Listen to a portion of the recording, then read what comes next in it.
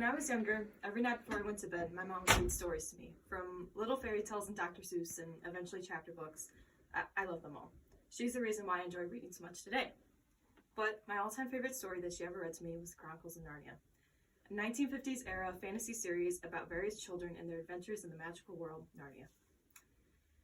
Even though the books were published almost 70 years ago, the ideas in these stories are just as relevant today as they were back then.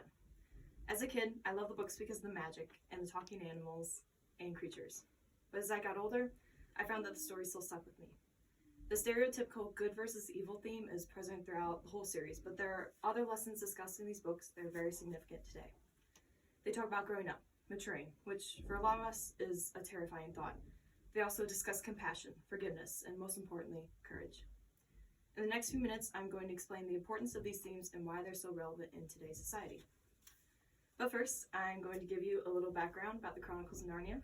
The Chronicles of Narnia were written by Clive Staples Lewis, who is most commonly known as C.S. Lewis.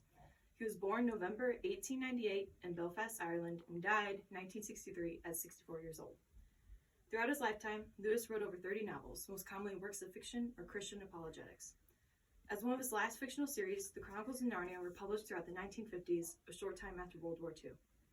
The series consists of 7 books: The Magician's Nephew, The Lion, the Witch, and the Wardrobe, Prince Caspian, The Voyage of the Dawn Treader, The Silver Chair, The Horse and His Boy, and The Last Battle. During World War II, Lewis and his family took in several child evacuees from London and other cities into their countryside home due to the Nazi air raids. This is where he gained the character inspiration for his first book in the series, The Lion, the Witch, and the Wardrobe. After this first book, about 15 more characters are introduced throughout the series, so it's difficult to explain each of their characteristics for each, especially when there are different characters for each book. However, many of these characters make reappearances later in this series, having grown older, so we get to see these transitions. This brings us to our first topic, growing up. Growing up can be terrifying. For many, it's the fear of taking on new responsibilities and separation from everything that they know. But it's a natural part of life, and we need to know how to handle it. In the Chronicles of Narnia, growing up is discussed mainly throughout the second and third books, Prince Caspian and The Voyage of the Dawn Treader. It revolves around the return of the Pevensie children, who have grown in their years away from Narnia. Not only physically maturing, but mentally as well. So much so that eventually they aren't allowed to return to Narnia because they have grown up too much and they've stopped believing in the things that they used to. But eventually, in the last book, The Last Battle, they get the opportunity to return to Narnia and to stay for good. Now, there are 2 things to be said for these details. First, it implies that we should avoid growing up too much because we ought to try to hold on to our sense of wonder and childlike imagination as much as possible as we age.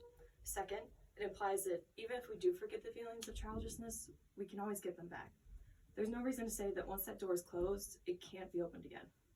Now, why is this relevant in today's society? It's because if we lose the notion of what it's like to be a kid, then we can lose almost all aspects of joy in our lives. Without our sense of wonder, life can become boring and bland and practically miserable in every way. Growing up too much also inhibits us from relating to today's children because we can't put ourselves in their shoes anymore. And because of this, we can't accurately speak for them, and since we can't care to remember what it was like for us. And this causes inaccurate representations, and that in turn can negatively impact the future. And I shouldn't have to explain why the future is so important. So, now that we understand why the theme of growing up is so important, let's move on to the next topic, forgiveness. I asked my friend Johnny about what he thought was more difficult, forgiving someone or trying to get someone to forgive you. He said that although it's different for everybody, he thought it was more difficult for him to forgive someone that had done something wrong to him. Trying to make someone forgive you is a tricky situation because you have to prove that you really regret your actions. But forgiving someone can also be one of the hardest things you can do because we find it very hard to let go of the past and live in the present. The Chronicles of Narnia present the idea of forgiveness throughout the entire series whenever one of the main characters makes a mistake and has to make up for it in some way. According to Charles Taliaferro and Rachel Traubert of St. Olaf College, there is a suggestion in the Chronicles of Narnia that in addition to admitting one's past wrongs, expressing sorrow, and seeking forgiveness, there must be repentance or moral reform as well as an undoing of the evil that one has committed, end quote. Well, what does that mean? Well, there's a certain set of guidelines, if you will, that C.S. Lewis follows every time when his characters are fixing a mistake. Usually admitting what they had done, offering an apology, expressing their regret, and then some sort of physical act that proves to the rest of the characters that they're trying to fix their mistake. And honestly, this is great advice. Admitting to a mistake you've made is very hard for most people nowadays, but it's one of the first steps you should always take when you're apologizing to someone. And then apologizing and expressing your regret should also be a natural instinct by now, because there's no way all of you have made it in life without messing up once or twice. And finally, proving yourself.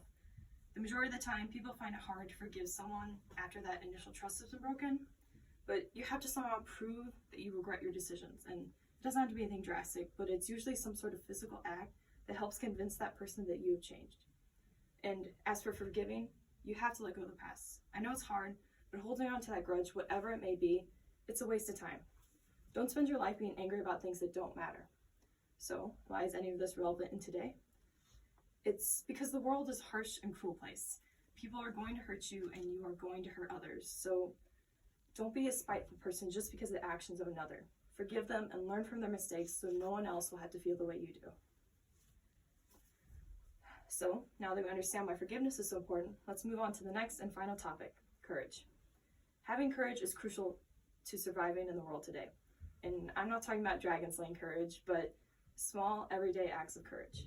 For example, me giving this speech right now is a small act of courage.